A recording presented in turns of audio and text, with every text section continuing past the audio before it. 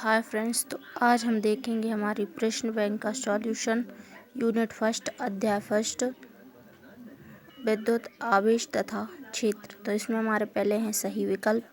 तो हमारे सही विकल्प पहला है कि ई तीव्रता वाले विद्युत क्षेत्र में आवेश Q रखने पर उस पर लगने वाला बल होगा तो F बराबर QE। उसका आंसर हो जाएगा सही। फिर किसी विद्युत क्षेत्र आवेश में दूरी R पर विद्युत क्षेत्र अनुक्रमानुपाती होता है तो इसका आ जाएगा हमारा 1/r², मतलब दूरी का स्क्वायर, ठीक है ना। फिर ऐसे हमारा ये तीसरा देख लीजिए आप। फिर हमारा है 1 कूलम आवेश में इलेक्ट्रॉनों की संख्या 6.25 × 10⁻18। मुक्त आवेश के परावैद्युतांक विद्युतशीलता का विमीय सूत्र। ये रहा आंसर। किसी विद्युत द्विध्रुव के केंद्र से दूरी R पर विद्युत क्षेत्र अनुक्रमानुपाती होता है तो 1/r का Q। फिर आ जाएगा एक समान विद्युत क्षेत्र में किसी द्विध्रुव को से क्षेत्र की दिशा से 180 कोण घुमाने में किया गया कार्य होगा तो PE। फिर हमारा है आठवें का आंसर Q/ε0। विद्युत क्षेत्र का मात्रक न्यूटन प्रति कूलम। फिर हमारे हैं खाली स्थान ये भर लीजिए। इसमें अनंत, इसमें भी अनंत, दूसरा में तीसरा का 16 गुना। फिर हमारे एक वाक्य में उत्तर है कि किस प्रकार के आवेश को समूह के लिए विद्युत क्षेत्र एक समान रहता है तो इसका हमारा आ जाएगा पृथक्कृत स्वतंत्र आवेश। दूसरा है किस प्रकार के आवेश समूह के लिए विद्युत क्षेत्र दूरी के विक्रमानुपाती होता है तो ये रैखिक धनावेश कहलाजे। फिर हमारा है कि किस प्रकार के आवेश समूह के लिए विद्युत क्षेत्र दूरी के वर्ग के विक्रमानुपाती होता है तो इसमें आ जाएगा बिंदु आवेश के कारण। फिर हमारा है किस प्रकार के आवेश समूह के लिए विद्युत क्षेत्र दूरी के घन के विक्रमानुपाती होता है तो इसका आ जाएगा विद्युत द्विध्रुव। अब हमारे हैं अति लघु उत्तरीय प्रश्न 2 अंक वाले, ठीक है। आवेश का क्वांटीकरण। तो ये हमारा है अति लघु उत्तरीय का पहला कि आवेश का क्वांटीकरण किसे कहते हैं। इसमें आ जाएगा किसी वस्तु पर उपस्थित आवेश एक इलेक्ट्रॉन की आवेश का पूर्ण गुणज होता है। गणितीय रूप में लिख दीजिए। फिर है आवेश, दूसरा है आवेश की योज्यता किसे कहते हैं तो योगात्मक आवेश।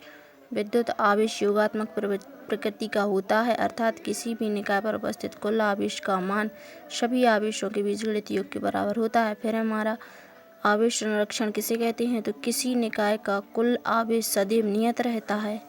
हमारा अगला क्वेश्चन था कूलॉम का नियम। तो कूलॉम का नियम है कि किन्हीं दो बिंदु आवेशों के बीच लगने वाला आकर्षण या प्रतिकर्षण बल उन आवेशों के परिमाणों के गुणनफल के समानुपाती एवं उनके केंद्रों के बीच की दूरी के वर्ग के विक्रमानुपाती होता है, ठीक है।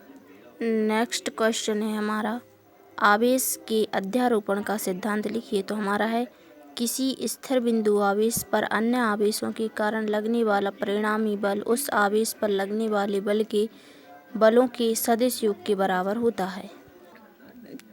हमारा छठवां क्वेश्चन है दो विद्युत क्षेत्र रेखाएं एक दूसरे को प्रतिच्छेद या क्यों नहीं काटती हैं। तो इसमें हमारा है यदि दो विद्युत बल रेखाएं एक दूसरे को प्रतिच्छेद करती हैं तो प्रतिच्छेद बिंदु को दो स्पर्श रेखाएं खींची जा सकती हैं जो विद्युत क्षेत्र की दो दिशाओं को व्यक्त करेंगे और एक बिंदु पर दो विद्युत क्षेत्र की दो दिशाएं संभव नहीं है, अतः विद्युत बल रेखाएं एक दूसरे को प्रतिच्छेद नहीं करती हैं। हमारा नेक्स्ट क्वेश्चन है विद्युत क्षेत्र रेखाओं के गुण। तो पहला गुण ए है और दूसरा ए है, ठीक है, आप लिख लीजिए। फिर हमारा नेक्स्ट क्वेश्चन है विद्युत क्षेत्र की परिभाषा, मात्रक एवं विमीय सूत्र लिखिए। तो किसी विद्युत आवेश का वह क्षेत्र जहाँ तक उसका प्रभाव का अनुभव किया जा सकता है वह विद्युत क्षेत्र कहलाता है। मात्रक N/कूलम, विमीय सूत्र mL/T-3A-1 होता है, ठीक है। हमारा 9वां क्वेश्चन है विद्युत फ्लक्स किसे कहते हैं। तो किसी विद्युत क्षेत्र में पृष्ठ से लंबवत गुजरने वाली विद्युत बल रेखाओं की संख्या को विद्युत फ्लक्स कहते हैं और इसे फाई से व्यक्त करते हैं, ठीक है। फिर हमारा जो 10वां क्वेश्चन है वो वायु में एक दूसरे से 30 सेंटीमीटर दूरी पर रखे दो छोटे आवेशित गोलों पर क्रमशः 2 × 10⁻⁷ कूलम तथा 3 × 10⁻⁷ कूलम आवेश है, उनके बीच कितना बल होगा। तो इसे हम सॉल्व करेंगे।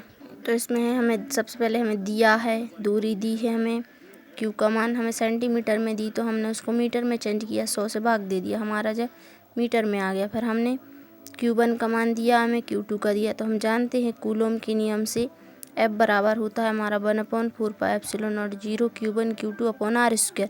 और चूँकि हमें पता है कि 1/4πε0 बराबर होता है 9 × 10⁻⁹, हमने वही वैल्यू रख दी, बस इसको सॉल्व कर दिया।